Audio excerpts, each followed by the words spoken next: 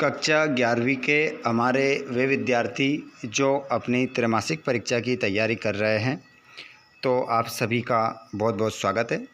अगर आप कक्षा 11वीं में हैं और गवर्नमेंट स्कूल में आप पढ़ते हैं या प्राइवेट में पढ़ते हैं, त्रैमासिक परीक्षा में गवर्नमेंट के ब्लूप्रिंट के अकॉर्डिंग क्या सिलेबस होता है, हिंदी के पेपर किस प्रकार से आपका आएगा त्रैमासिक परीक्षा का 2026-27 की हम बात कर रहे हैं। देखिए, ये गवर्नमेंट के द्वारा ही अपलोड किया गया ब्लूप्रिंट है, जिसका अकॉर्डिंग पूरा पेपर आपका त्रैमासिक का बनेगा। तो सभी स्टूडेंट हमारे 11वीं वाले ध्यान दीजिएगा। मैं आप लोगों को यहाँ पर एक पेपर बताऊँगा जिसमें से 100% आपका आएगा। तो अगर आप चैनल पर पहली बार आए हैं तो चैनल को ज़रूर सब्सक्राइब कीजिएगा और घंटी बटन को ऑल पर कर लीजिएगा, जिससे आने वाले वीडियो का नोटिफिकेशन आपको मिल जाएगा। चलिए बच्चों, तो बिना देर किए अपन स्टार्ट करते हैं पहले क्वेश्चन से। यहाँ पर पूरा ब्लूप्रिंट आपको देखने को मिलेगा। ये तो आपकी कक्षा 11वीं का सिलेबस है। प्रश्न निर्माण, प्रश्न पत्र आपका पूरा इसमें से बनने वाला है। कौन से खंड से कितने नंबर आपका आएंगे, सही विकल्प, ऑब्जेक्टिव कितना आएंगे, ये सब कुछ यहाँ पर बताया हुआ है। चलिए, सबसे पहले ये रहेगा आपका त्रैमासिक परीक्षा का पेपर, जो 80 नंबर का 100% आपका ऐसा ही आएगा। आपको ध्यानपूर्वक देखना है, पूरा वीडियो लास्ट तक देखना है। जो भी आपके ओटी टाइप क्वेश्चन आएंगे, ऑब्जेक्टिव टाइप क्वेश्चन, वो सारे इसमें से आपके बनने वाले हैं। तो वीडियो को आप लास्ट तक देखिएगा। चलिए, पहले हम सबसे पहले स्टार्ट करते हैं। निम्नलिखित प्रश्नों में से सही विकल्प का चयन करके लिखना है। सभी इस लाइव क्लास में जुड़ जाएंगे। हमारी त्रैमासिक परीक्षा की तैयारी है वो बेस्ट होगी, बहुत शानदार होगी, चिंता करने की आपको आवश्यकता नहीं है। आइए बच्चों, हम देखते हैं हिंदी साहित्य का स्वर्ण युग कहलाता है आदिकाल, भक्तिकाल, रीतिकाल, आधुनिक काल। तो इसमें आपका स्वर्ण युग जो कहा जाता है वो कहा जाता है भक्ति काल को। कबीर ने ईश्वर के कितने स्वरूपों को जाना है? तो कबीरदास जी ने ईश्वर के कितने स्वरूप को जाना है? 1, 2, 3, अनंत। तो इसमें आपका आंसर जो हो जाएगा वो होगा 1 आप करेक्ट आंसर लगाएंगे। पूरा पेपर आपका 100% इसमें से बनने वाला है, 80 अंक का। विदाई संभाषण के लेखक हैं प्रेमचंद, बाल मुकुंद गुप्त, लॉर्ड कर्जन, महावीर प्रसाद द्विवेदी। तो इसमें आपका सही आंसर होगा बाल मुकुंद गुप्त। ओज गुण पाया जाता है करुण रस में, शांत रस में, वीर रस में या श्रृंगार रस में। तो इसमें आपका जो करेक्ट आंसर होगा वो हो जाएगा वीर रस में। अगले क्वेश्चन की ओर हम बढ़ते हैं। मीरा की भाषा मूलतः थी। तो जो मीराबाई थी ना, उन्होंने अपनी काव्य रचनाओं में कौन सी भाषा का प्रयोग किया है? राजस्थानी, बंगाली, अवधी, फारसी। तो इसमें आपका जो करेक्ट आंसर हो जाएगा वो हो जाएगा राजस्थानी। राजस्थानी आपका करेक्ट आंसर इसमें रहेगा, ध्यान रखिएगा। नमक की बोरियों से भरी गाड़ियाँ कहाँ जा रही थी? कानपुर, नागपुर, मिर्ज़ापुर, पीतमपुर। तो इसमें आपका जो सही उत्तर है वो कानपुर जा रही थी। तुनकी शब्द का संबंध किससे है? सब्जी से, दाल से, रोटी से, चावल से। तो इसमें आपका जो आंसर हो जाएगा वो हो जाएगा रोटी से। मियां नसरुद्दीन कितने प्रकार की रोटियां बना लेते थे? 10, 20, 35, 56। तो इसमें आपका आंसर हो जाएगा 56। पतेर पांचाली फिल्म किस भाषा की है? बांग्ला, गुजराती, मराठी, भोजपुरी। तो देखिए, पतेर पांचाली जो फिल्म है वो है बांग्ला भाषा में लिखी गई है। इसका हिंदी में अनुवाद किया गया है। विदाई संभाषण किस विधा की रचना है? देखिए, विदाई संभाषण रेखा चित्र है, कहानी है, व्यंग्य है, नाटक है।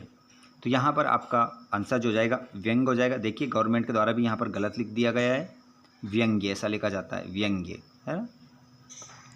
तो सा ऑप्शन आपका सही होगा। प्रेमचंद का मूल नाम क्या था? नवाब राय, धनपत राय, गुलाब राय, बाबू राय। तो प्रेमचंद का जो मूल नाम था वो था धनपत राय। अब मैं आपसे क्वेश्चन पूछ रहा हूँ, बताइए आपके सिलेबस में प्रेमचंद द्वारा कौन सा पाठ लिखा गया है? बताइए। जितने भी हमारे कक्षा 11वीं वाले विद्यार्थी हैं इस प्रश्न का सही जवाब बताएंगे कि इसका जवाब क्या होगा। निम्न में से संचार का साधन नहीं है? रेडियो, टेलीविज़न, समाचार पत्र, प्रिंटर। तो संचार का साधन क्या नहीं है, आपको बताना है। तो इसमें आपका प्रिंटर नहीं होगा। लता मंगेशकर के गायन की विशेषताएं, तो लता मंगेशकर के गायन की जो विशेषताएं गानपन है, कठोरता है, बेताल उच्चार है या वीर रस की प्रधानता है। तो विशेषता यहाँ पर हो जाएगा गानपन। मीरा के गिरधर के मुकुट में क्या लगा है? मोर पंख, मोती, हीरे, कंकर। तो आप सभी जानते हैं कृष्ण भगवान के मुकुट पर क्या लगा है? मोर का पंख। मोर पंख आपका आंसर होगा। ये मेरा घर है कथन में कौन सी शब्द शक्ति है? लक्षणा, व्यंजना, अभिधा, प्रसाद। तो ये मेरा घर है, इसमें जो शब्द शक्ति हो जाएगी वो हो जाएगी अभिधा। अभिधा आपका करेक्ट आंसर इसमें होगा, अभिधा। पंडित आलोपीदीन ने मुंशी वंशीधर को किस पद पर नियुक्त किया? वकील, दरोगा, मैनेजर, शिक्षक। तो इसमें आपका आंसर हो जाएगा मैनेजर के पद पर। स्थायी मैनेजर बना दिया था अपनी संपत्ति का। लता मंगेशकर को किस उपनाम से नहीं पुकारा जाता?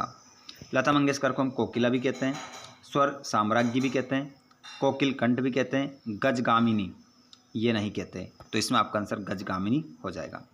श्रृंगार रस का स्थायी भाव रति होता है, हास्य होता है, जुगुप्सा होता है, क्रोध होता है। देखिए, रौद्र का क्रोध, विवत्स का जुगुप्सा, हास का हास्य और श्रृंगार का रति। तो ऑप्शन नंबर पहला आपका सही होगा। अवधी भाषा का महाकाव्य प्रिय प्रवास, कामायनी, रामचंद्रिका, रामचरितमानस। तो अवधी भाषा का जो महाकाव्य है वो हो जाएगा रामचरितमानस। जल ही जीवन है, इस सूक्ति का भाव पल्लवन करते समय मुख्य उद्देश्य क्या होगा? जल की सुंदरता का वर्णन, जल के रंगों का विश्लेषण, जल के महत्व को समझाना, जल की मात्रा बताना। तो यहाँ पर जल के महत्व को बताया जाएगा। भाव पल्लवन करते समय किस तत्व पर विशेष बल देना चाहिए? तो देखिए, भाव पल्लवन करते समय किस तत्व पर विशेष बल देना चाहिए? तो मात्र शब्दों की संख्या पर, विषय संबंधित तर्क, भावनात्मक अभिव्यक्ति और आंकड़ों की प्रस्तुति। तो इसमें आपका जो आंसर हो जाएगा भावनात्मक अभिव्यक्ति। सार संक्षेपण का मुख्य उद्देश्य क्या होता है? विषय का विस्तार करना या मूल विचारों को संक्षेप में प्रस्तुत करना, भाषा को सजाना या कथानक बदलना। तो इसमें आपका आंसर हो जाएगा मूल विचारों को संक्षेप में प्रस्तुत करना। सार संक्षेपण करते समय किस बात का ध्यान रखना आवश्यक नहीं है? मूल भाव बनाए रखना, अनावश्यक विस्तार करना, भाषा को सरल रखना, संक्षिप्तता बनाए रखना। तो देखिए, सार संक्षेपण करते समय किस बात का ध्यान रखना आवश्यक नहीं है?